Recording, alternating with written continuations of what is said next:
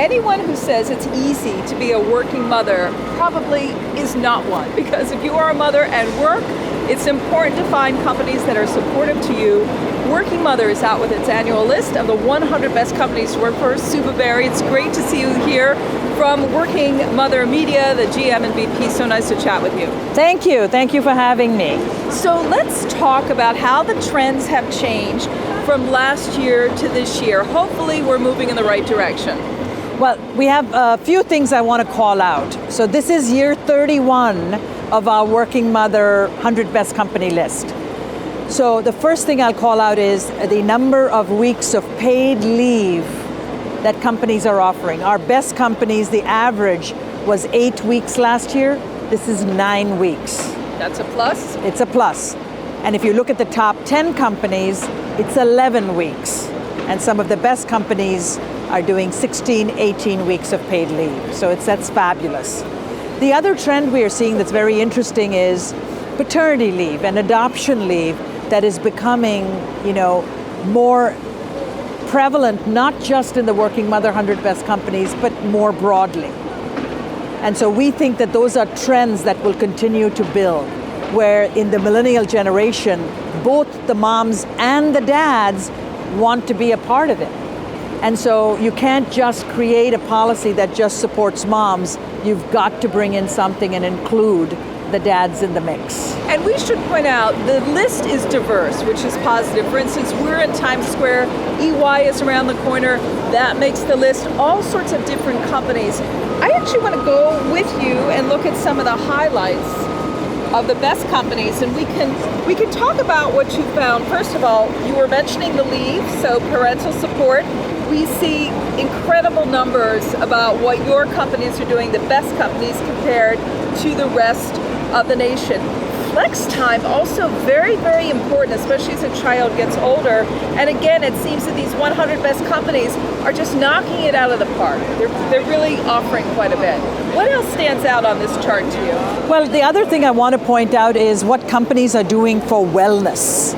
It starts with offering Fitbits to your employees to keep track of, whether they're being physically fit and healthy, to offering on-site fitness centers, to stress reduction programs, having a nurse on staff, having facilities where employees can get just basic care right in the facilities as opposed to having to take time off to go to the doctor. So those are things that I think are positive trends as companies are thinking about the whole employee and not just aspects of them.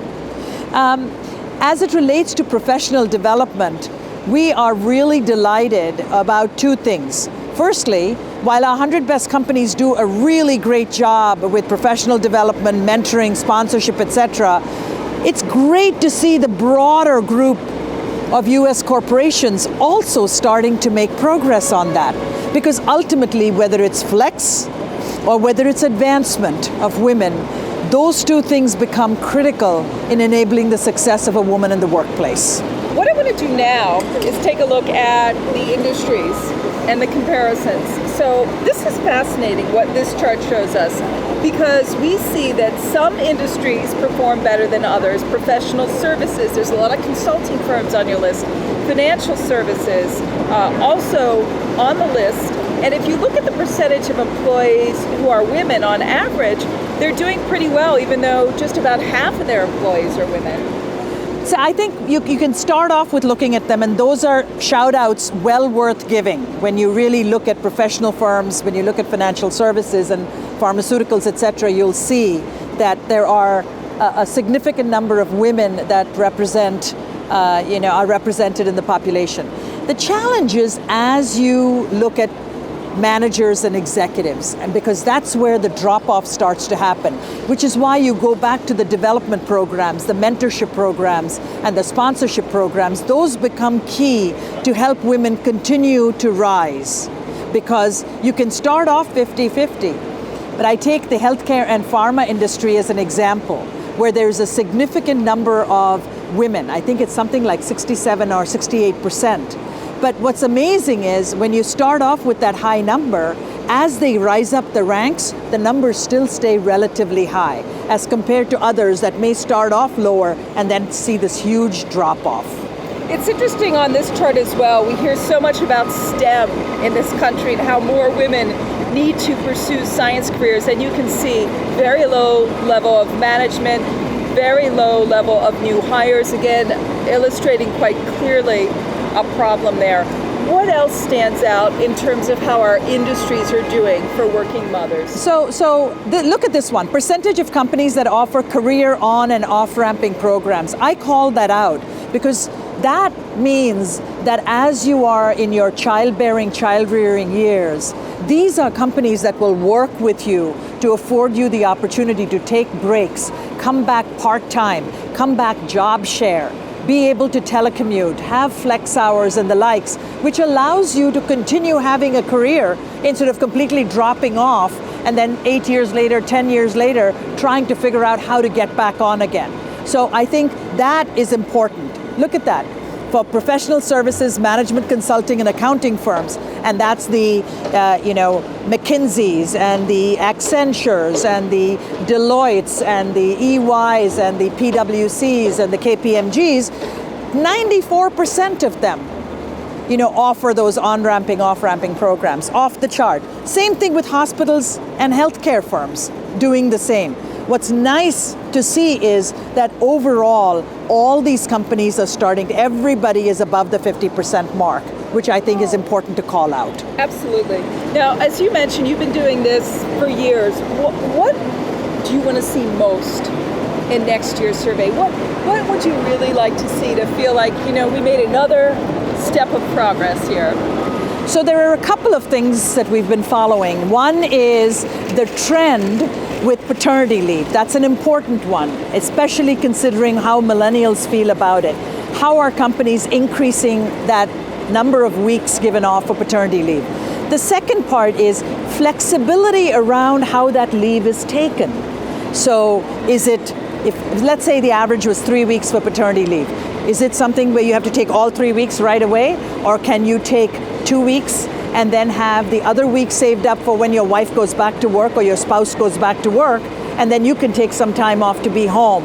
Or can you take them in half days? Can you parse it out in a way that allows you to extend it? And both for working mothers as well as for the dads and the parents in the case of adoption, affording the opportunity for them to have flexibility around it is going to be important. That's number one. Number two, as it relates to flex, this is an issue that is important to working parents, but it's really important to just about everybody in the next generation. So I think you're going to start to see trends where companies pay attention to it, not just because it benefits their working parents, but because all the employees. So the younger generation may say, I have a passion for, I want to save animals as an example. I want to volunteer there. I want to build houses with Habitat for Humanity. The ability for companies to offer people flexibility to say, you can do the work based upon when you are able to, as opposed to 9 to 5, being at the office and the like. So that's another trend you're going to see changing. How is this good for business? Good for investors and good for shareholders, because the companies have to take care of their employees. They also have to sell every idea to their board if they're a public company. I think it's a great question to ask. Firstly, think about the kinds of investments companies make in their people. So when you bring someone in and assume this is a young woman you've brought on board, and this is a woman who's ultimately going to have a child and raise that child and the likes. So if you have made that investment in her, to have her then step off and leave for a chunk of years and ultimately struggle to find her way back into the workplace, think of what you've done. It's just like taking money, using it for a while, and then just tossing it aside. So I think companies are beginning to realize how important it is to value their human capital, okay? Value the experience, value the expertise. And part of that means not being rigid about here's how it's done here, but really adapting to the changing marketplace. The other thing that companies are also doing is they're beginning to understand that specifically as parents, more and more children are being diagnosed early, whether it's learning issues, whether it's on the autism spectrum, whether it's kids with Down syndrome. These are all family issues. So if you expect this parent who has a special needs child to kind of check in that need at the door when they come into work, not happening. So companies are waking up to the fact that we need to support our parents with whether it's counseling, guidance, added benefits that cover some of the special needs issues. I think companies are waking up to that. It was very interesting. IBM and Accenture are two examples of companies that actually, for their working moms that are traveling on business, they actually ship overnight the breast milk home, no cost. So interesting. You may think, geez, but that is a new trend, and you're going to see more companies start to pick up on things like that. And this is a question, since we're in the political season, will we see efforts come from companies more so than legislation and the government? Obviously, the Family Leave Act was a very huge, important act, but at where we are now, is it really up to individual companies and industries and workers to fight for those things? See, I celebrate the Family Leave Act, I rejoice at it, but it is unpaid. It is unpaid. So I'm talking about paid leave. What are you going to do? There are parents who are forced to come back to work because they can't afford to not earn that paycheck.